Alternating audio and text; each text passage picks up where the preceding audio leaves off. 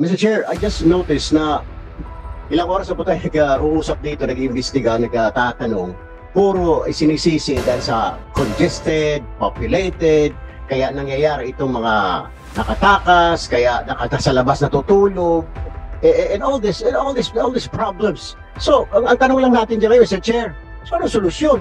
Wala tayong solusyon kasi napakadami hanggat hindi pa nalilipat, hanggat hindi pa nakapag-construct ng kulungan sa ibang lugar. So paulit-ulit ho natin, Mr. Chair, makikita itong problema. May mawawala, bukas makalawa, may mamamatay, patuloy ang kalakaran, mga baril, may riot kasi congested. So wala po tayo, Mr. Chair, solusyon. So ituturo na naman ang gobyerno. Ituturo, mapapagalitan ng gobyerno kasi hindi nagbibigay ng budget. Alam naman natin na hindi naman ganun kayaman po ang gobyerno.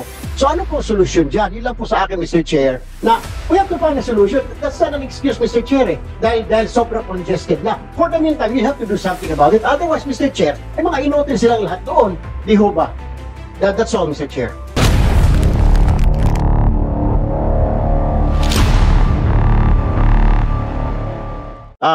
Sek, matanong ko lamang po, yung New Bilibid Prison po ba, do you still consider it as a national penitentiary? Kulungan pa rin ba? O reformatory na po ba? O rehab? Kasi po, marami pong mga benefits ang mga PDL natin. Like, may mga free wifi, meron na pong mga ordering online. Kasama daw ho yun sa human rights ng mga tao, ayon kay General Katapang, lalo na raw po yung mga drug lord na mga foreigner, ayaw kumain ng mga lutong 70 pesos na pagkain, so kailangan mag-order ng mga fast food. Isa pa ho, yung visitation rights, wala naman hong problema. Pero kaya gusto ko natin malaman is, New Bilibid Prison, is it still a penitentiary? You still consider it penitentiary? Or is it a reformatory? Or is it just a rehab na lang po ngayon, Secretary? Ito po isang lock-up facility. Rehabilitation kasi hindi ho pumapasok sa picture ngayon. Kasi survival lang po ang mode ng tao sa loob. Ang problema ho dito talaga, nagkaroon ng economic classes sa loob. Meron ho talaga influential na nananaig po sa loob ng kulungan. Ito po yung mga drug lord at yung mga mayayaman. Mas privileged po ang buhay nila. Pero the rest po talaga, kawawa talaga ang ating mga nakakulong na kapwa Pilipino. I think that we have to rehabilitate it properly for it to be a rehab facility, sir.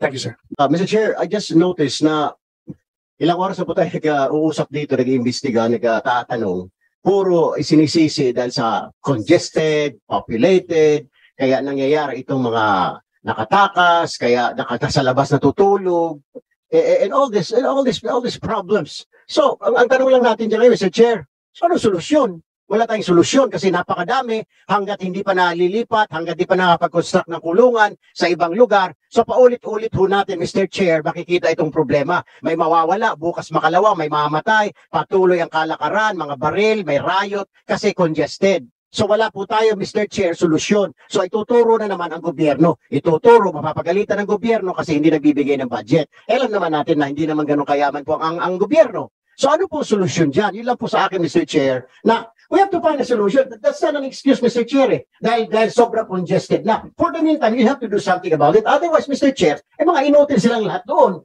Di ho ba? That's all, Mr. Chair.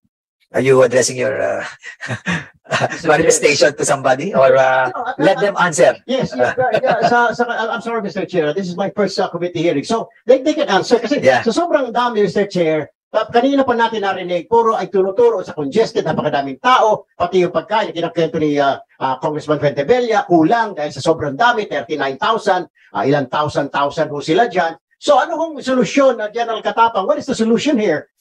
So we expect na ito po ay mauulit muli, may mawawala after kataruhan, di ba ito matutuldukan? Patuloy ang pagpasok ng mga kontrabando dahil corrupt ang mga tao dahil marami masyadong preso. Well, what is the solution, sir, for this? In other words, General Katapang, what the good gentleman from CIS party list were implying, the Bucor must have a immediate, medium, short-term, and long-term solution.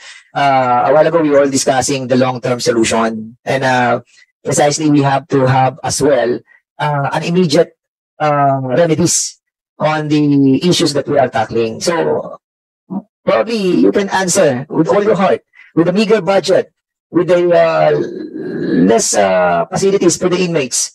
What are your immediate solution and what is your short-term solution on these problems that we are encountering right now?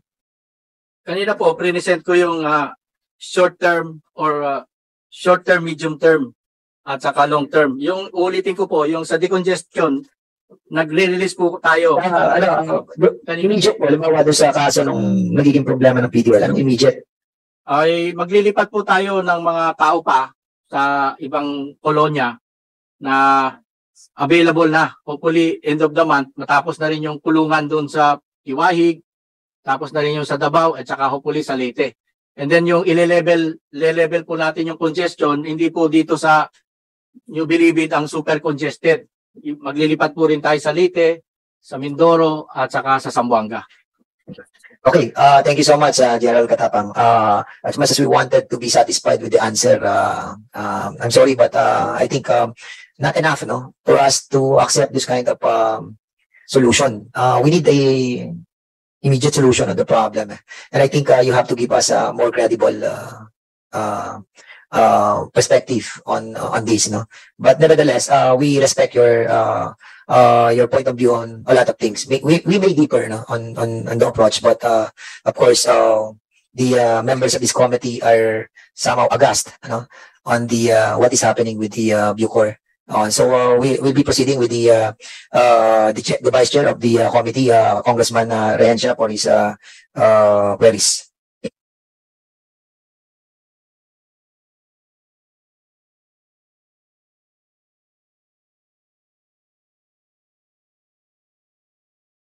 Will be addressed to General Katapang. General Katapang, before you joined the Bucor, you served as the 45th Chief of Staff of the Armed Forces of the Philippines from July 2014 up to July 10, 2015. Is that correct? Yes, Mr. Chair, Your Honor. And within that period of time, you managed 143,350 strong personnel, and some of them are well-trained personnel, and you able to manage the entire EFP well. Is that correct? Yes, Your Honor. I did my best to reform the armed forces during my time. And your first order of business upon entering the Bucor is to swift reshuffle of personnel to reform the agency. Nagawa ba ito, General Katapang? Yes, Your Honor, Mr. Chair. And part of the actions that you have taken is to cleanse the Bucor, investigate for any irregularities. And as a matter of fact, in your investigation, you found out that fiefdom or feudalism exists in Bucor. Is that correct? Yes, Your Honor, Mr. Chair. I am asking this question, Mr. Chair, because from narration of events, as shown in the daily papers, it seems that fiefdom exists and we failed to dismantle the said events. Is that correct, General Katapang? I disagree, Your Honor, Mr. Chair. Oh, hindi ba natin nagawa ng solusyon? Hindi disagree. Ay yung nag-dismantle ko pong Fifth Dam, Cabal, and yung kanilang grupo, yung grupo po na ni Bantag. When I arrived, kasi kanila lahat po, kontrolado nila lahat, and then they are all personnel of BJMP. That's why I removed them and sent them back to their mother units. Okay, thank you. Mr. Chair, tinatanong ko po ito dahil sa ability ni General Katapang, kaya nga siya nilagay dyan dahil naging skilled officer siya sa Armed Forces of the Philippines. And I believe that you can manage and instill discipline having successfully done in the EFP. Pero sa ngayon, General Katapang, sir, ano ba talaga ang magawa natin? Na-control ba natin ang PDL? O ang PDL ba nag-control sa atin? O mayroon pang mga tao na control sa mga PDL para tayo naman ang bigyan ng sakit ng ulo? Your Honor, ang problema po sa Bucor, ginawa po silang mga uniform personnel na wala namang training to wear the uniform. Kasi pag sinabi mo, you wear the uniform, you have discipline, you have you follow orders. No? When they say that ito gagawin mo, you do not do anything, and then you do not commit corruption. Yan po ang problema. Hindi katulad ng chief of staff ako, o nung battalion commander pa lang ako, o company commander pa lang, I can outrightly dismiss any soldier using articles of war. No? Pag may impeachment siya, pwede tanggalin ka agad sa serbisyo. Dito po, dadaan po sa civil service, dadaan sa aakyat pa sa DOJ, lalakit din sa civil service na terminated na yung service nila. even if they are committing corruption. Mr. Chair, Your Honor. Thank you, General Katapang. Because General Katapang, I know you because you were assigned before in the 4th Infantry Division in Cagayan de Oro. And I was also there, the City Director of Ligan City Police Office, if you can still remember. No? Alam ko ang capability mo. So sa ganun doon, yung nakikita na natin, naitindi pa namin yung isang problema, na kulang ng training yung mga gwardiya natin doon. Hindi mo ba ma-recommenda sa Department of Justice na kailangan i-train natin ang mga tao dahil kung walang training yan, sigurado na instead na sila ang mag-control sa PDL, tayo ang kukontrolin sa mga PDL. Is that correct? Yes, Mr. Chair, Your Honor. At yun po talaga ang nire-recommend ko sa DOJ na tayo ang mag-training ulit. Kasi unfortunately, wala po tayong parang Bucor Institute of or Academy na katulad sa PMA, yung lahat gumagraduate, PNPA, they undergo a rigid training to instill values, discipline, and